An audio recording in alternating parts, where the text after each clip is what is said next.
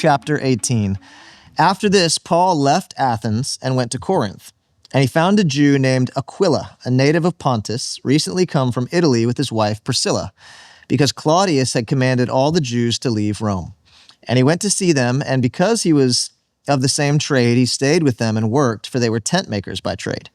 And he reasoned in the synagogue every Sabbath and tried to persuade Jews and Greeks.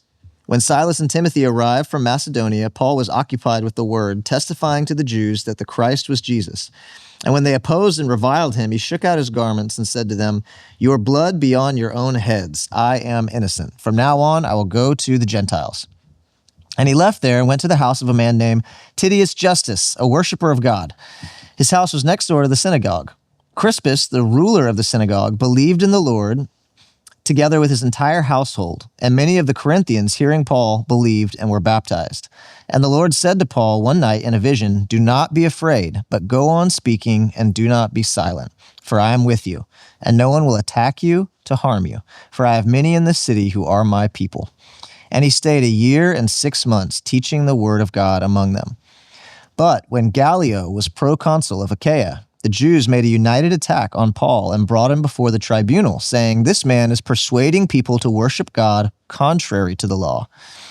But when Paul was about to open his mouth, Gallio said to the Jews, "If it were a matter of wrongdoing or vicious crime, O Jews, I would have reason to accept your complaint.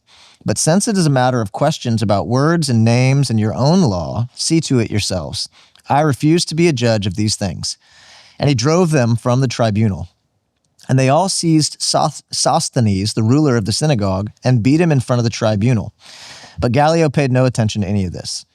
After this, Paul stayed many days longer and then took leave of the brothers and set sail for Syria, and with him Priscilla and Aquila. At Cenchreae he had cut his hair, for he was under a vow. And they came to Ephesus, and he left them there, but he himself went into the synagogue and reasoned with the Jews. When they asked him to stay for a longer period, he declined. But on taking leave of them, he said, "I will return to you if God wills." And he set sail from Ephesus. When he had landed at Caesarea, he went up and greeted the church and then went down to Antioch. After spending some time there, he departed and went from one place to the next through the region of Galatia and Phrygia, strengthening all the disciples. Now, a Jew named Apollos, a native of Alexandria, came to Ephesus. He was an eloquent man, competent in the scriptures. He had been instructed in the way of the Lord, and being fervent in spirit, he spoke and taught accurately the things concerning Jesus, though he knew only the baptism of John.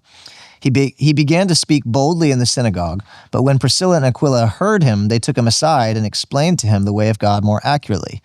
And when he wished to cross to Achaia, the brothers encouraged him and wrote to the disciples to welcome him.